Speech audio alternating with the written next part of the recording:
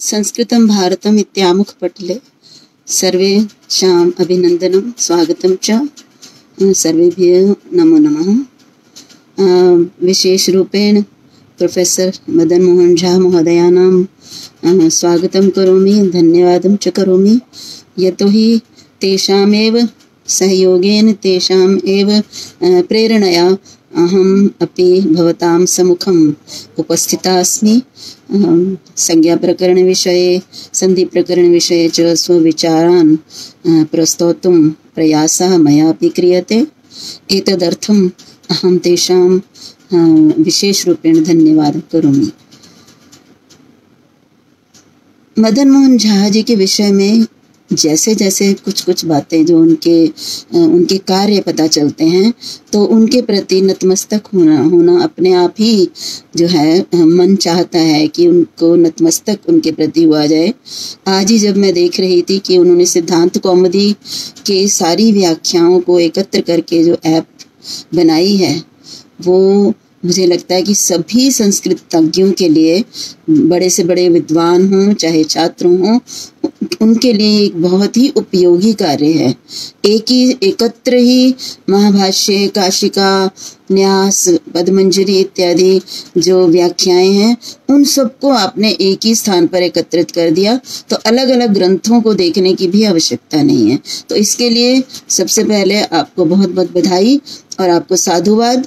और आप इसी तरह से काम संस्कृत के लिए कार्य करते जाइए, और हम हमेशा आपके साथ हैं।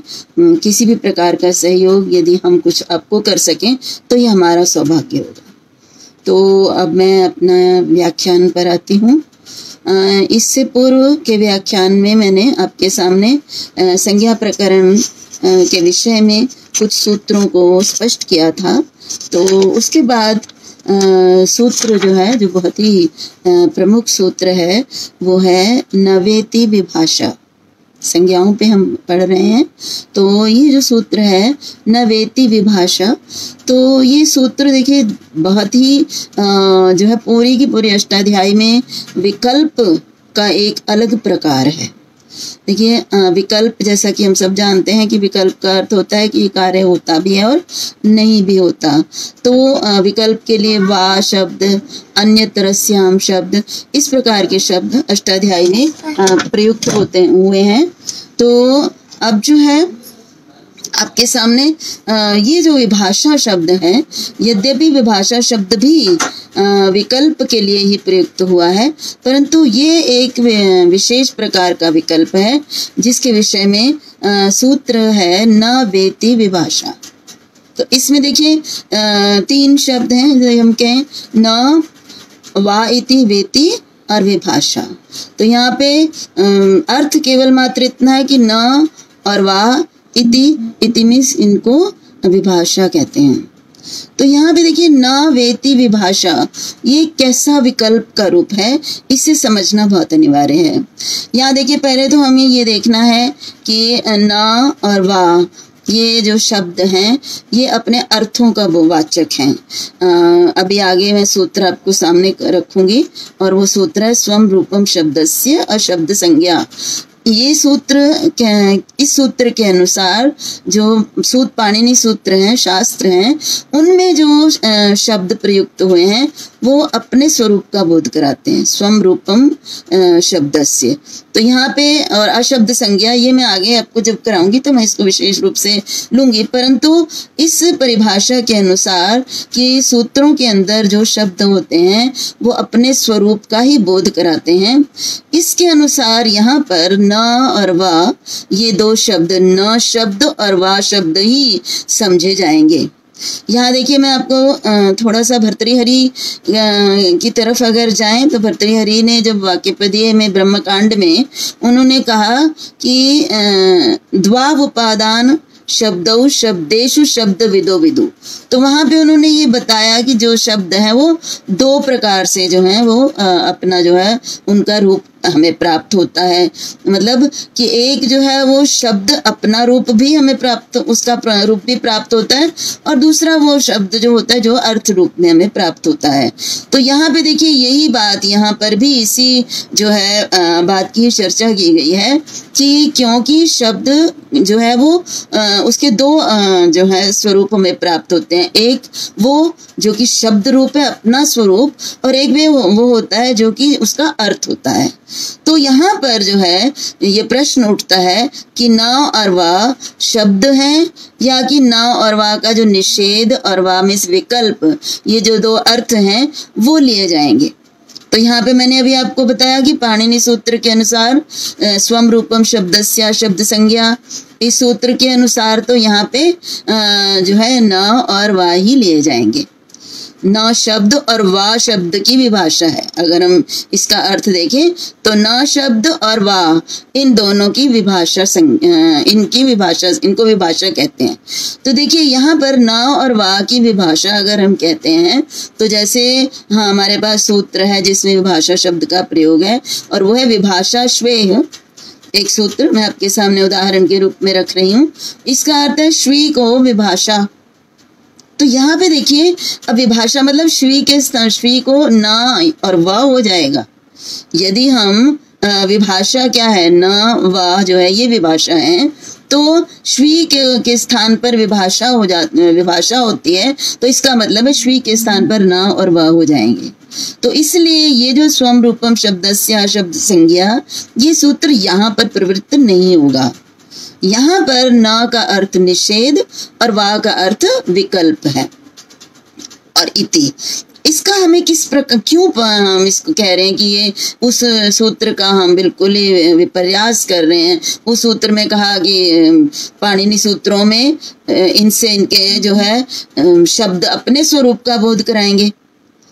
तो यहाँ पे और इसके लिए देखिए भर्तृहरि ने भी और महाभाष्य में भी उदाहरण भी दिया कि जैसे अग्निर्ढक सूत्र है, तो अग्निर्ढक सूत्र में अग्नि से ढक प्रत्यय होता है। तो यहाँ पे यदि हम अग्नि का जो शब्द है इसका हम अर्थ यदि लेते हैं तो अग्नि से जो अंगारे हैं उनसे तो प्रत्यय नहीं हो सकता ना। तो इसलिए यहाँ पर अग्नि से अग्नि शब्द उसका अपना स्वरूप ही लिया जाएगा। तो यही स्वम रूपम के अनुसार हमें प्राप्त होता है। परंतु यहाँ पर इति का प्रयोग है, और इति का प्रयोग बहुत ही महत्वपूर्ण है। और इति का प्रयोग ही हमें ये बताता है कि ये न और वा अपने स्वरूप के लिए प्रयुक्त नहीं हुए हैं, ये अर्थ के लिए प्रयुक्त हुए हैं। तो इस प्रकार इसका अर्थ हो जाएगा न मीन्स निषेध और वा मीन्स विकल्प, इन दोनों को विभाषा कहते हैं। अब देखिए इति का प्रयोग करने से शास्त्र में कौन सा अर्थ हो गया, शास्त्र में उन शब्दों से उनका अर्थ लिया गया। जबकि लोक में यदि हम इति का प्रयोग करते हैं तो हम कहते हैं गौरिति अयम वदति। जब मैं कहती हूँ ये मनुष्य गौ बोल रहा है, तो यहाँ पे गौ जो है ये क्या है, ये अपने स्वरूप दे रहा है। यहाँ पे इसका गौ शब्द जो है, जो कि 4 सिंगों 2 सिंगों वाला 4 पैरों वाला पशु अर्थ यहाँ नहीं है। तो देखिए, तो लोक में जब इति का प्रयोग होता है तो वो अपने स्वरूप को देता है शब्द, और शास्त्र में इति का प्रयोग करने का तात्पर्य है कि ये अपने अर्थ को यहाँ पर दे रहा है। तो देखिए यहाँ पर, तो फिर यहाँ पे देखिए अब इस सूत्र में वृत्ति में यही कहा कि निषेध विकल्पयोर विभाषा संज्ञा स्यात्। तो निषेध और विकल्प की विभाषा संज्ञा होती है। तो यहाँ पे देखिए विकल्प कहाँ होता है। देखिए जब हमने विकल्प के बारे में जब हम पढ़ते हैं तो विकल्प, जैसे मैं आपको सूत्र बताती हूँ, विसर्जनीयस्य सह एक सूत्र है, और खर प्रत्याहार का वर्ण यदि परे हो तो विसर्ग को स हो जाता है। ठीक है, उसके बाद फिर एक सूत्र दिया वाशरी, अर्थात यदि शर प्रत्याहार का वर्ण परे हो तो वो विकल्प से विसर्ग ही रहता है। तो यहाँ पे देखिए ये जो पूर्व सूत्र है उसका विकल्प किया, मतलब प्राप्त का विकल्प शर खर प्रत्याहार के अंतर्गत आता है, और उस सूत्र के अनुसार उसमें जो है विसर्ग को स होना है, परंतु ये सूत्र जो है वो वा विकल्प के द्वारा उस प्राप्त का विकल्प करता है। तो एक तो देखिए विकल्प के मैं प्रकार आपके सामने बता रही हूँ कि विकल्प के प्रकार जो हैं वो कौन कौन से होते हैं और उनमें विभाषा क्या होता है। तो यहाँ पे देखिए एक तो ये हो गया, तो वा शरी से ये विकल्प प्राप्त, ये है प्राप्त का विकल्प। तो प्राप्त विभाषा इसको बोलते हैं। विभाषा का अर्थ वैसे विकल्प होता है, लेकिन जो टेक्निकल रूप में जो परिभाषा है वो यहाँ पे अभी आगे आपके सामने है, लेकिन सामान्य अर्थ यहाँ पे विभाषा विकल्प है। और प्राप्त विभाषा मैंने अभी आपको बताई। दूसरा अप्राप्त विभाषा भी होती है कि जहाँ पर कार्य प्राप्त नहीं होता और वहाँ कार्य किया जाए, विकल्प वहाँ होता है, तो वो अप्राप्त विभाषा होता है। जैसे कि एक सूत्र है सर्वादीनि सर्वनामानि। ये सूत्र कहता है कि सर्वादि गण में पड़े हुए जितने भी शब्द हैं उनकी सर्वनाम संज्ञा होती है। तो यहाँ पे देखिए, लेकिन उसके बाद देखिए इसमें जो तीय प्रत्यय में समाप्त होने वाले शब्द होते हैं वो सर्वादि गण में नहीं पड़े गए, इसलिए उनकी सर्वनाम संज्ञा प्राप्त नहीं होती है। तो फिर हमारे पास वार्तिक है तीयस्य ङित्सुपसंख्यानम, अर्थात जो तीय प्रत्यांत हैं उनके ङित प्रत्यय परे होने पर उपसंख्यान, देखिए यहाँ उपसंख्यान शब्द विकल्प के लिए आया है, तो इस वार्तिक से उनको विकल्प से क्या हो जाता है, उनकी सर्वनाम संज्ञा होती है। और यदि सर्वनाम संज्ञा होती है तो अभी तो हमारे पास द्वितीयस्मयी और द्वितीयाय ये दोनों रूप बनते हैं। तो यहाँ पे क्या है, ये अप्राप्त की विभाषा है। इनकी सर्वनाम संज्ञा प्राप्त नहीं हो रही थी और इनको सर्वनाम संज्ञा इस वार्तिक से विकल्प से होती है। तो ये प्राप्त विभाषा, अप्राप्त विभाषा, और तीसरे प्रकार की जो विभाषा होती है वो होती है प्राप्ता प्राप्त विभाषा। तो प्राप्ता प्राप्त विभाषा क्या होती है कि जहाँ पर प्राप्त हो कोई कार्य और अप्राप्त हो और उन दोनों का निषेध करके और फिर उनका विकल्प किया जाए, वो होती है प्राप्ता प्राप्त विभाषा। तो वही विभाषा कहलाती है, प्राप्ता प्राप्त विभाषा ही विभाषा के अंतर्गत आती है। जैसे मैं आपको अभी इसको और विस्तार पूर्वक इसको मैं समझाना चाहूंगी कि प्राप्ता प्राप्त विभाषा जो है मैं उदाहरण से समझाती हूँ। जैसे देखिए उदाहरण है यहाँ पे श्वी धातु। अब श्वी धातु के लिट लकार में जो कित प्रत्यय होते हैं, कित लिट प्रत्यय होते हैं, उनमें उनको संप्रसारण, उनमें संप्रसारण होता है श्वी धातु को। उसके लिए सूत्र है वची स्वपि यजादि नाम किति, अर्थात कित प्रत्यय, कित लिट प्रत्यय यदि परे हो तो यजादि होने के कारण श्वी को संप्रसारण प्राप्त। उसके बाद देखिए तो इसका तात्पर्य ये हुआ कि जो श्वी जब कित नहीं होगा, कित लिट नहीं होगा तो श्वी को संप्रसारण नहीं होगा। तो और वो कब होता है, पित्त जो है अपित्त लिट कित होता है और पित्त लिट जो है वो कित नहीं होता। तो जब श्वी धातु में पित्त लिट होता है और वो कौन से होते हैं, तिप, सिप और मिप, तब इसकी संप्रसारण संज्ञा नहीं होगी। किसकी होगी, कित लिट की होती है। कित लिट हो तो होती है, कित लिट ना हो तो नहीं होती। तो यहाँ पे देखिए प्राप्त हो रही है संप्रसारण संज्ञा और नहीं हो रही है। श्वी धातु को संप्रसारण संज्ञा प्राप्त हो रही है कित परे होने पर कितलिट, और प्राप्त नहीं हो रही है जब कितलिट नहीं होगा। तो अब जो है इन दोनों का निषेध कर दिया, प्राप्त का भी अप्राप्त का भी, और सूत्र है विभाषा श्वे, अर्थात प्राप्त और अप्राप्त दोनों का निषेध करके उनको एक जैसा बना लिया। अब किसी की भी जो है वो संप्रसारण संज्ञा नहीं होगी। और फिर विभाषा श्वे सूत्र कहता है कि श्वी को लिट लकार परे होने पर जो है विकल्प से क्या होता है, संप्रसारण होता है। तो यहाँ ये विभाषा जो है ये विकल्प कैसा है, ये नवा इति से है, प्राप्त प्राप्त विभाषा है।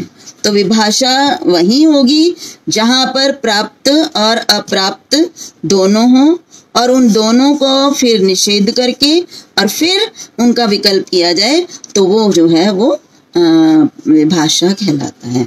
तो संभवतः ये जो है मैं आपको इस सूत्र को समझाने में हो सकता है मेरा प्रयास थोड़ा सा सफल हो, आपको समझ में आ गया हो, क्योंकि विभाषा विकल्प एक बहुत ही सूक्ष्म जो है ये जो है भेद है इनमें, परंतु विभाषा जो है उसको समझने के लिए हमें श्वी धातु से जो मैंने आपको उदाहरण बताया है उस उदाहरण से यदि समझेंगे तो हमें संभवतः आप ये समझ पाएंगे कि प्राप्त और अप्राप्त दोनों का निषेध और फिर उससे जो है वा से उसका विकल्प करना। तो न और वा, न से निषेध करके दोनों का और फिर वा विकल्प करके उसको ही हम विभाषा कहते हैं। तो इस प्रकार से इसमें जो है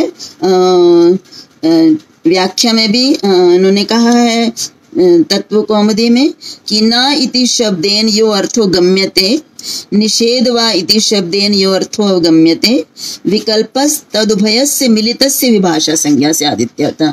हाँ, ये एक और हमारा प्रश्न हो सकता है कि न की न इति, क्योंकि इति का दोनों के साथ प्रयोग होना है, न इति वा इति, तो क्या केवल न का विकल्प होने पर विभाषा है या केवल वा का विकल्प, वा से वा का विकल्प होने पर विभाषा है? नहीं, दोनों मिलित रूप में न और वा जब दोनों मिलित रूप में आएंगे तो वही विभाषा कहलाता है।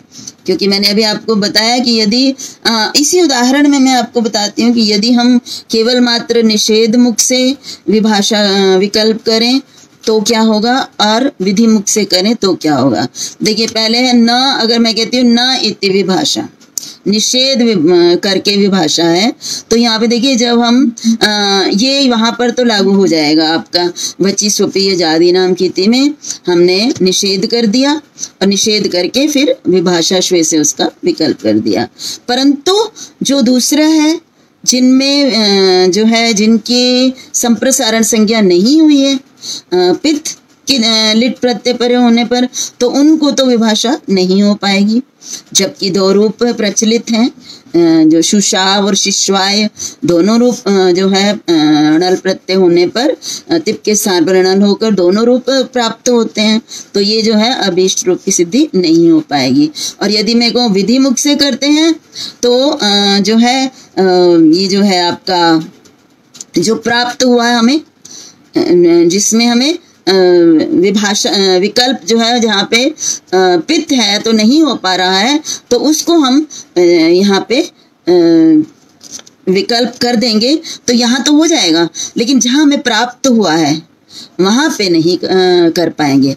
तो जहाँ प्राप्त नहीं हुआ वहाँ हो जाएगा, जहाँ प्राप्त हुआ है वहाँ नहीं होगा।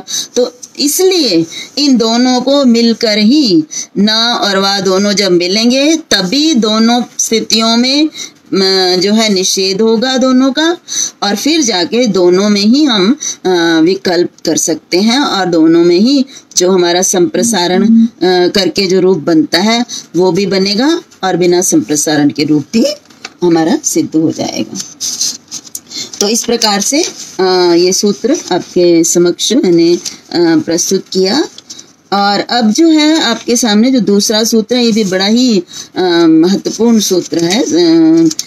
ये वास्तव में दार्शनिक दृष्टि से भी, व्याकरण दर्शन की दृष्टि से भी भर्तृहरि ने इस सूत्र का जो है अपने कारिकाओं में जो है उल्लेख भी किया है।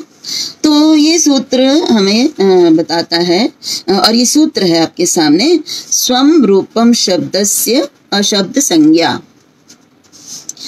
अब यहाँ पे है कि शब्दस्य स्वम रूपम, इसकी वृत्ति में कहा शब्दस्य स्वम रूपम संज्ञी, शब्द शास्त्रे या संज्ञा ताम विना। अब देखिए, संज्ञा और संज्ञी ये दो जो हैं शब्द, इनको भी समझना अनिवार्य है। संज्ञा जो नाम दिया जाता है और संज्ञी जिनका नाम दिया जाता है।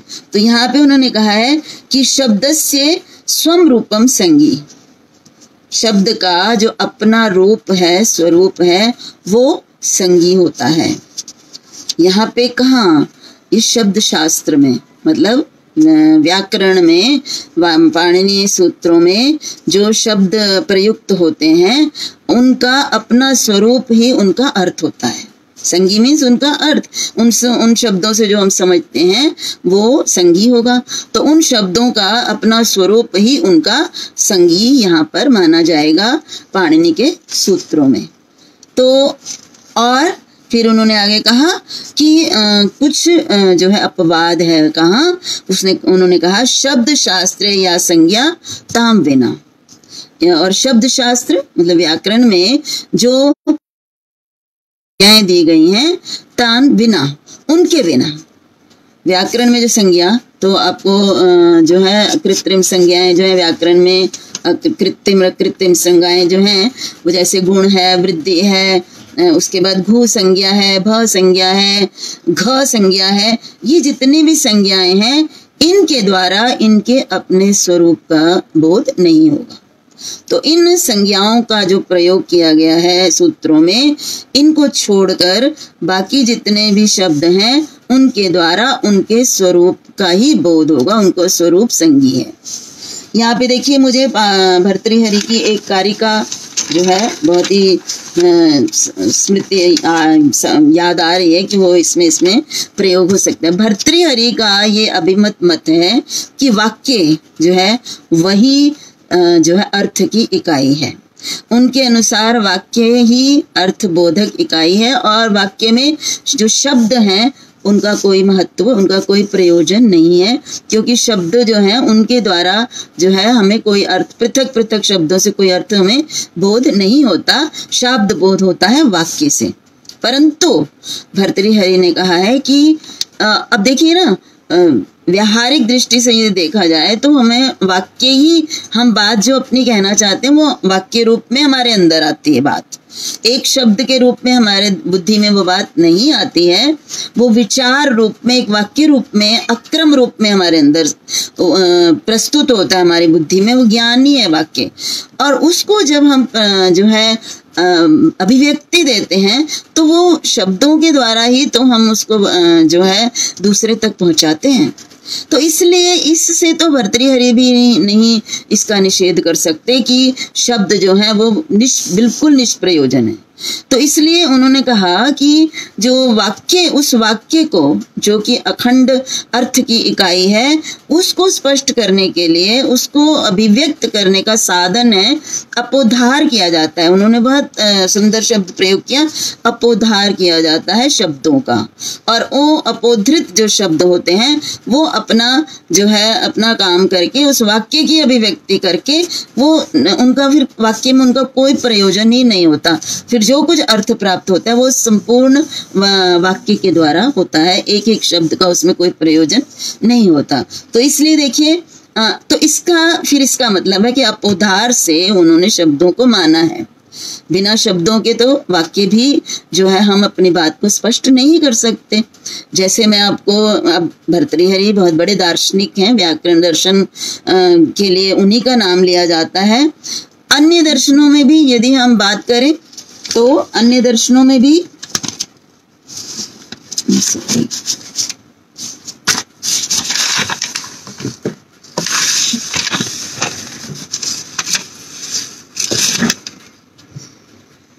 क्षमा कीजिएगा, मेरी बैटरी थोड़ी एकदम से कम हो गई। तो यहाँ पे देखिए, जब हम अन्य वेदांत की बात करते हैं, क्योंकि भर्तृहरि की तुलना, जो भर्तृहरि दर्शन की तुलना वेदांत से बहुत बार की जाती है, तो वेदांत में भी हम ये कहते हैं कि ब्रह्म सत्यम जगन मिथ्या, ये हम कहते हैं। परंतु फिर भी हम चाहे उसको माया के द्वारा, माया जाल के रूप में हम उस जगत को स्वीकार तो करते ही है ना।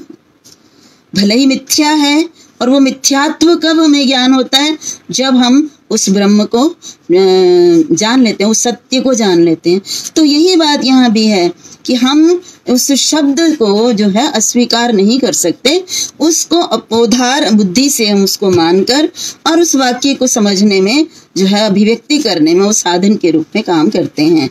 तो यहाँ पे देखिए, उस समय जो है वो शब्द के विषय में वो कहते हैं भेदेनावगृहीतौ द्वौ शब्द धर्मावपोधृतौ, अपोधृतौ शब्द उन्होंने इसीलिए कहा, भेद कार्येषु हेतुत्वम अविरोधेन गच्छतः। मैं ये इसलिए कह रही हूँ कि ये जो अभी सूत्र है वो ये भी बात उसी सूत्र से संबंधित भर्तृहरि भी कह रहे हैं। भर्तृहरि का कहना है कि शब्द जो है वो दो धर्म हैं उसके। शब्द अपना बोध भी कराता है और अर्थ का बोध भी कराता है, तो अपने स्वरूप का भी और अपने अर्थ का भी, और हम उसको लक्ष्य के अनुसार, हमें प्रसंग के अनुसार हम उसको, जहाँ हमें शब्द की आवश्यकता होती है, शब्द स्वरूप की, वहाँ हम वो अर्थ लेते हैं, और जहाँ हमें अर्थ की आवश्यकता होती है वहाँ हम वो अर्थ लेते हैं। जैसे उन्होंने उदाहरण भी दिया है टीकाकार ने कि अग्निर्ढक में हमें अग्नि से तात्पर्य, यहाँ पे अग्नि शब्द है उसमें, और हम गौर गच्छति कहते हैं तो वहाँ पे अर्थ से तात्पर्य है। तो शब्द जो है वो दो प्रकार से जो है प्रयुक्त होते हैं। तो यही बात देखते हुए पतंजलि ने भी इस सूत्र का प्रत्याख्यान किया है। मैं सूत्र अभी मैंने समझाया नहीं आपको, मैं अभी इस सूत्र को आपके सामने स्पष्ट करूंगी, परंतु मैं थोड़ी सी भूमिका आपको इस सूत्र के बारे में बताना चाहती हूँ कि भर्तृहरि और महाभाष्यकार जो हैं इस सूत्र का प्रत्याख्यान क्यों करते हैं। तो देखिए, यहाँ भर्तृहरि ने भी एक तरह से यही कह दिया कि शब्द के दो धर्म हैं, और शब्द जो है वो दोनों अर्थों को जो है भेद कार्येषु हेतुत्वम अविरोधेन गच्छतः, ये दोनों बिना विरोध के जो है अपने अपने जो अर्थों को अपने मतलब आवश्यकता अनुसार ये प्रयुक्त हो जाते हैं। पतंजलि ने भी यही कहा है महाभाष्य में कि लक्ष्य के अनुसार जो है ये शब्द जो हैं वो जहाँ अपना स्वरूप का बोध करना है वो स्वरूप का बोध कराते हैं, और लोक में लक्ष्य जो है, हम लक्ष्य लक्षणे व्याकरणम हम कहते हैं, तो जब हम लक्ष्य अर्थात जो हम कार्य सिद्धि करते हैं तो वहां पर हम इनका शब्दों का प्रयोग करते हैं, और लोक में जो है इनका हम इनके अर्थ का प्रयोग करते हैं। इसलिए हमें ये तो स्वयं ही हम प्रसंग से समझ लेते हैं, इसलिए अलग से इनको इस सूत्र को देने की आवश्यकता नहीं है। परंतु फिर भी ये सूत्र जो है वो बड़ा ही जो महत्वपूर्ण है पूरी अष्टाध्यायी में, कि कहाँ पर जो है अर्थ को ग्रहण करते हैं, कहाँ पर शब्द के अपने स्वरूप को ग्रहण करते हैं। तो यहाँ पे देखिए, तो उसके बाद देखिए, तो ये सूत्र संभवतः मैं स्पष्ट कर दिया मैंने आपको।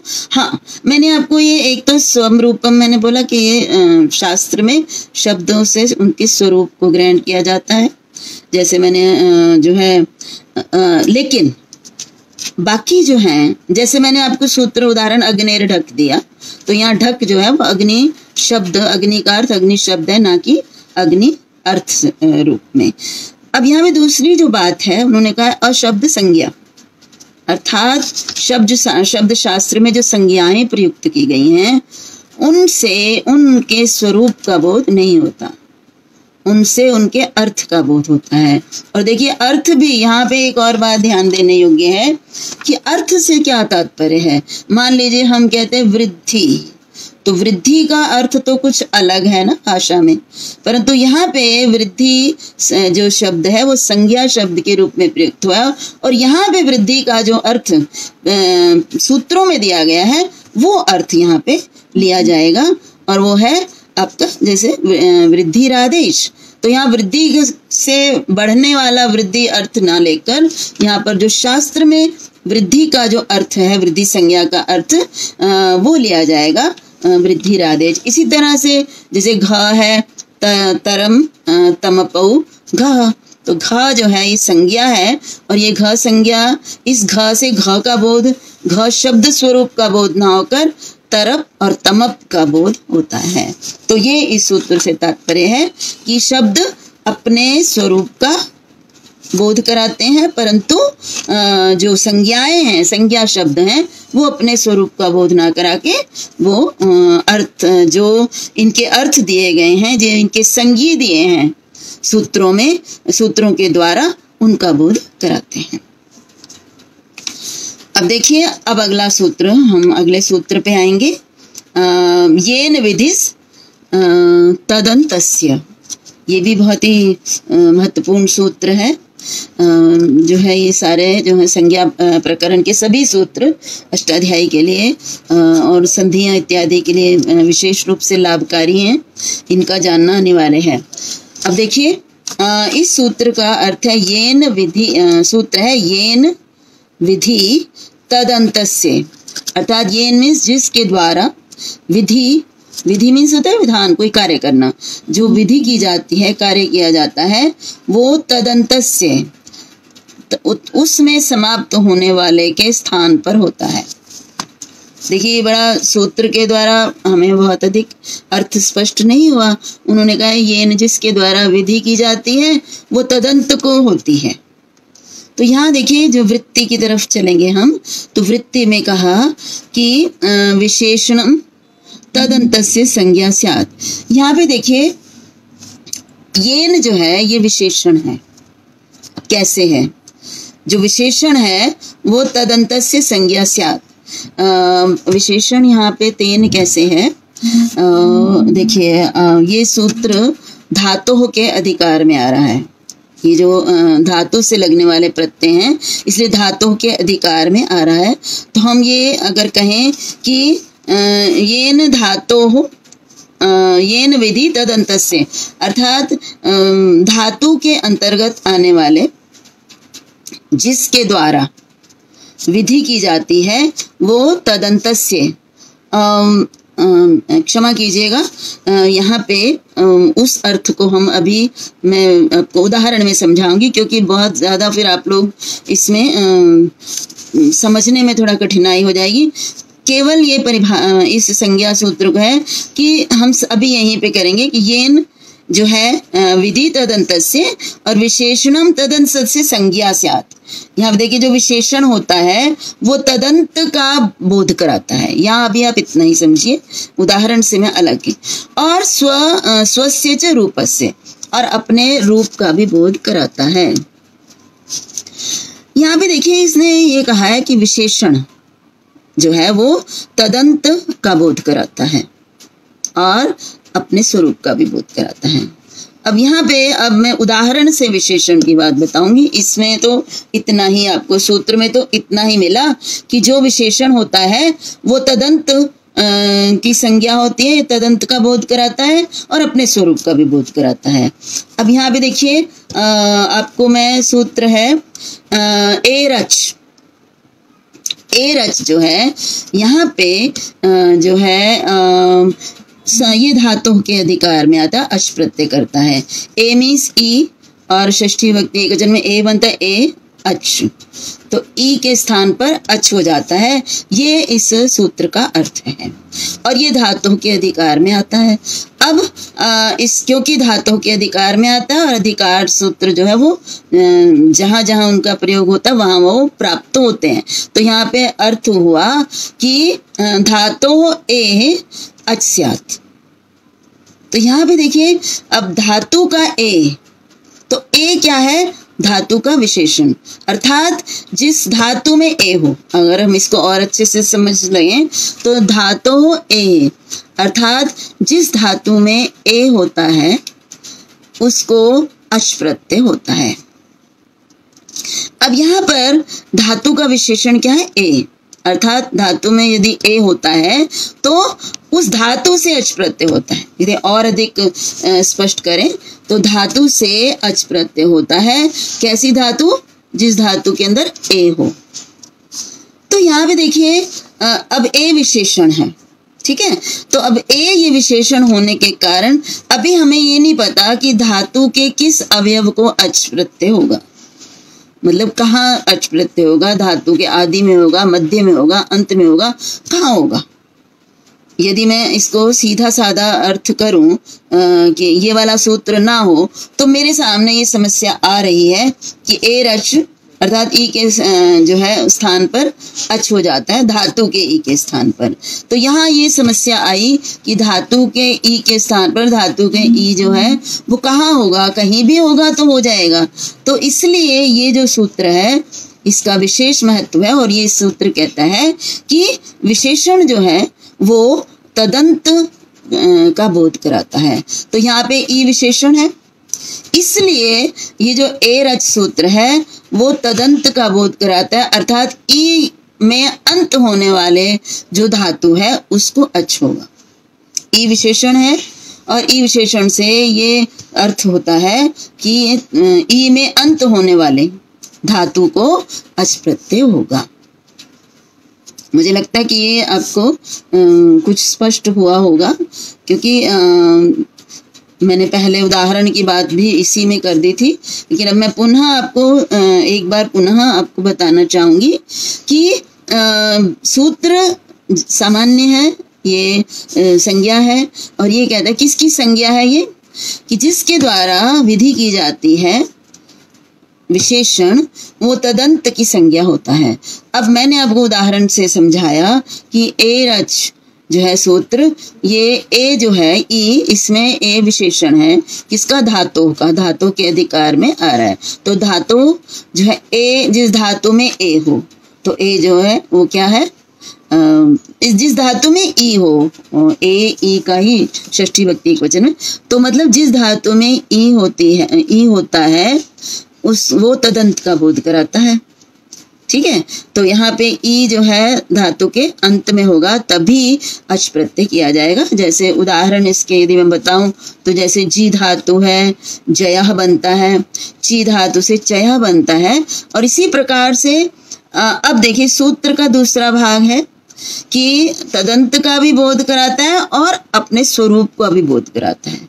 तो ये जो ई है, ई में समाप्त होने वाले का धातु का भी बोध कराता है और ई अपने स्वरूप का भी बोध कराता है, अर्थात ई को भी क्या हो जाएगा, ई को भी हम अच प्रत्यय करेंगे।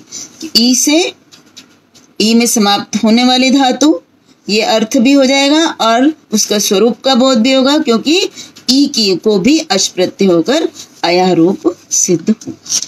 तो संभवतः ये आप लोगों को ये वाला सूत्र जो है वो स्पष्ट हो गया होगा। और इसमें ये बताया कि समास प्रत्यय विधौ प्रतिषेध, समास और प्रत्यय विधि में इसका प्रतिषेध हो जाता है, उसमें नहीं होता, लेकिन उगिद वर्ण ग्रहण वर्जम, उगिद वर्णों को जो छोड़कर बाकी समास और प्रत्यय विधि में ये तदंत विधि का प्रयोग नहीं होता। तो अब जो है हम अगले सूत्र की ओर बढ़ते हैं, और अगला सूत्र है आपका विरामो अवसानम। विरामो अवसानम, विराम शब्द का मतलब अर्थ क्या होता है, रुक जाना, जहाँ पे आगे कुछ ना हो। तो यहाँ पे जो है व्याकरण की भाषा में इसका अर्थ होगा वर्णानाम अभावो अवसान संज्ञा स्यात्। विराम अर्थात वर्णों का अभाव, जहाँ पर आगे और कोई वर्ण ना हो तो उसको क्या कहेंगे, अवसान। तो अवसान, तो यहाँ पे देखिए एक सूत्र के द्वारा मैं आपको समझाती हूँ। सूत्र है खरवसानयो विसर्जनीयः। अब ये सूत्र कहता है कि खर प्रत्याहार परे हो या फिर अवसान हो तो रू के स्थान पर क्या हो जाता है, विसर्ग हो जाता है। तो यहाँ पे देखिए अब अवसान जो शब्द है, इसको यदि हम देखें तो रू जो है वो तो वर्णों के बाद आ गया, वो खर वाले बात को अब छोड़ दो। अवसान में क्या होता है, रू को विसर्ग होता है। तो विरामो अवसानम, हमने कहा कि विराम अर्थात जहाँ पे कोई वर्ण ना हो वो जो है वो अवसान कहलाता है। तो यहाँ पर देखिए कि जो है वर्णों का अभाव जो है वो जो है वो अवसान है, अर्थात जिसके बाद और कोई वो वर्ण ना हो जिसके अनुसार हम कोई कार्य करें। तो ये रू जो है ये अवसान, जब वर्णों का अवसान हो गया हमारा और उसके बाद ये रू है उसको हम और इसलिए अवसान हो गया और अवसान के बाद रू को हम क्या करेंगे, विसर्ग करेंगे। तो इस प्रकार से यहाँ पे हम विरामो अवसानम इसको हम समझेंगे। और यहाँ पे देखिए हाँ, मुझे लगता है कि आपको इसमें समझ आ गया होगा कि वर्णानाम अभावो अवसान संज्ञा स्यात्, अर्थात वर्णों का जब अभाव हो जाता है उसके बाद जो कार्य किया जाता है तो वर्णों के उसके बाद अंतिम वर्ण जो है वो अवसान हो गया और उसके बाद रूप के स्थान पर हमने जैसे विसर्ग किया। अब अगला जो सूत्र है वो जो है संहिता कि संज्ञा किसकी होती है ये सूत्र बताता है, और सूत्र है परः सन्निकर्षः संहिता, अर्थात वर्णानाम अतिशयतः सन्निधि संहिता संज्ञा स्यात्। इसका अर्थ है कि वर्णों में जब बहुत अत्यंत अधिक समीपता होती है तो वो जो है संहिता कहलाता है। यहाँ देखिए जो अर्ध जो मात्रा का जो अंतर होता है वो तो होता ही है, तो इसलिए वर्णों की अत्यंत समीपता का अर्थ है कि अर्ध मात्रा का जहाँ पे केवल मात्र अंतर हो दो वर्णों के बीच में तो वहाँ संहिता होती है, उसे संहिता संज्ञा होती है। और संधि जब होती है तो वो दो वर्णों में होती है, और संधि तभी संभव हो सकती है जब उन दो वर्णों में संहिता हो। संहिता न होने पर संधि नहीं हो सकती। यदि हमने सुधि एक तरफ लिखा और उसके बाद ई के बाद ऊ ना आके पुपास्य हमने कर दिया तो उस ई और ऊ जो है इनमें प का व्यवधान है, इसलिए इनमें संधि संभव नहीं हो सकेगी। संधि के लिए ये संहिता होना बहुत ही अनिवार्य है। अब अगला सूत्र जो है ये बहुत सरल सूत्र हैं। ये तो आपने उसमें आपके लघु सिद्धांत कौमुदी में भी इन सूत्रों को दिया गया है, लेकिन फिर भी मैं आपके सामने इन सूत्रों को और स्पष्ट कर देना चाहती हूँ। सूत्र है सुप तिङन्तं पदम। संभवतः बीच में ये नेटवर्क की परेशानी आ गई थी, तो मैं आपको ये सूत्र बता रही थी कि सुबंतम तिङन्तं च पद संज्ञम स्यात्। ये जो अंतम शब्द है ये दिया तो तिंग के बाद है, परंतु ये दोनों के साथ ही प्रयुक्त होगा। अंत का प्रयोग दोनों के साथ आएगा। सुबंतम तिङन्तं च पद संज्ञम स्यात्, अर्थात सुप में अंत होने वाले और तिंग में अंत होने वालों को पद कहते हैं। देखिए संस्कृत में हम बिना पद के कोई भी कुछ भी प्रयोग नहीं कर सकते। अपदम न प्रयुंजेत, हम जब तक पद नहीं बनाएंगे वो हम वाक्य में प्रयोग नहीं कर सकते। और पद बनाने के लिए क्या करना होता है, पद तभी बनता है या तो उसमें सु आदि विभक्तियां लगे और या फिर तिंग आदि प्रत्यय लगे, तो इनके लगने के बाद जो पद बन जाता है और इन्हीं का प्रयोग हम जो है अपनी भाषा में करते हैं। जो सुप जो है, सुप यहाँ पे सप्तमी भक्ति एक वचन का सुप नहीं है, अपितु सु से लेकर प्रथमा भक्ति एक वचन के सु से लेकर और फिर अंतिम सुप के प तक ये एक प्रत्याहार है। इसके अंतर्गत 21 पूरी विभक्तियां जो हैं इसके अंदर समाहित हो जाती हैं, तो इनमें से कोई भी विभक्ति जो है वो लग जाए तो वो पद बन जाता है। इसी प्रकार से तिंग के अंतर्गत भी जो है तिप्तस झी के ती से लेकर और फिर 9 जो है तिप्तस झी सिप्तस्थ मिप वस मस और त आताम छ था सा थाम ध्वम इड वहिंग महिंग, ये जो 9 है आपके आत्मनेपद के और 9 जो परस्मै पद के जो प्रत्यय हैं धातुओं से लगते हैं ये तिंग कहलाते हैं। तो इन तिंग में से किसी भी प्रत्यय में समाप्त होने वाला जो है वो पद कहलाता है, और अगर नहीं तो धातु कहलाती है। और इसी प्रकार से जो है सु आदि विभक्तियां लगें तो पद कहलाता है, और यदि सु आदि विभक्तियां नहीं लगती हैं तो उसको हम व्याकरण की भाषा में प्रातिपदिक कहते हैं। प्रातिपदिक सुप लगने के बाद वो पद बन जाता है। तो इस प्रकार से 21 विभक्तियां और 18 प्रत्यय जिनसे लगे वही पद है और उन्हीं का प्रयोग हम भाषा में करते हैं।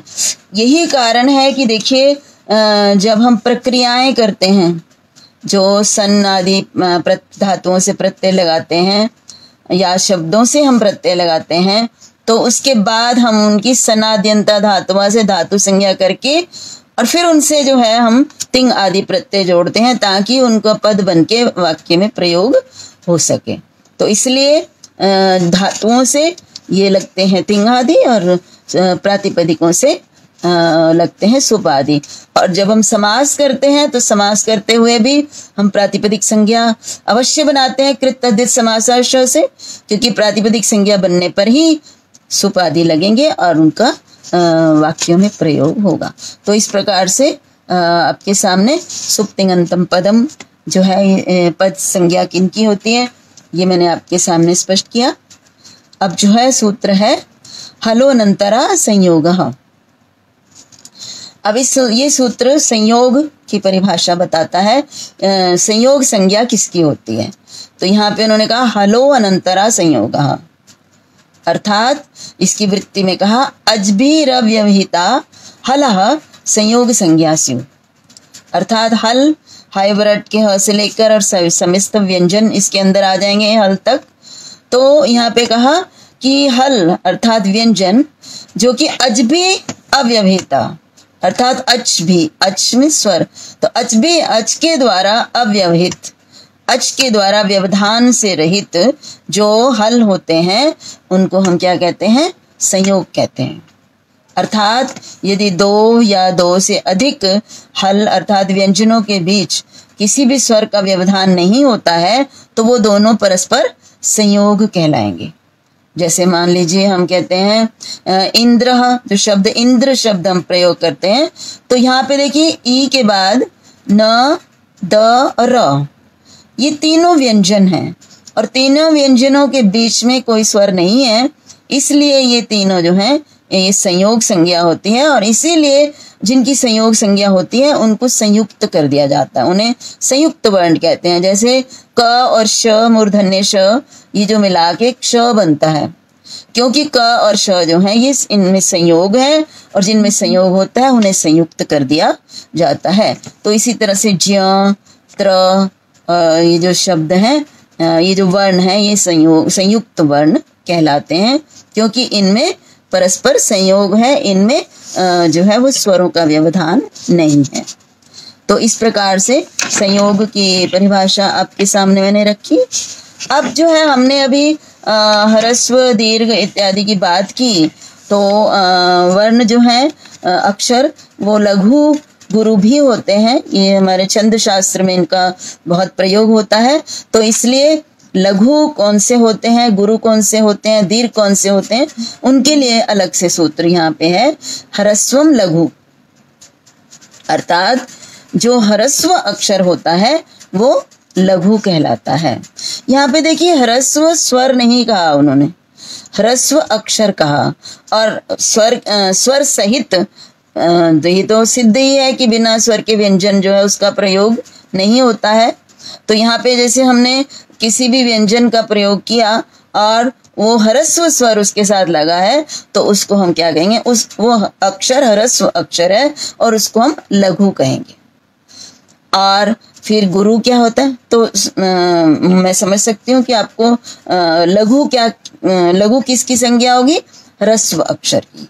जो भी ह्रस्व अक्षर होगा, तो ह्रस्व की परिभाषा हम पढ़ चुके हैं, एक मात्रा का समय जिसको बोलने में लगता है वो अक्षर ह्रस्व होता है।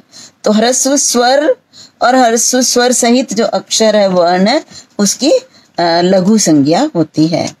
और फिर है गुरु, तो संयोगे गुरु, ये छंद के लिए बहुत अनिवार्य है कि जब संयोगे परे ह्रस्वम गुरु संज्ञम स्यात्, यदि किसी ह्रस्व के बाद संयोग हो, अभी मैंने कहा संयोग मीन्स ऐसा वर्ण हो जो अच के व्यवधान से रहित बाद में सहल हो, तो क्या हो जाएगा, वो जो पूर्व जो अक्षर है वो गुरु हो जाएगा।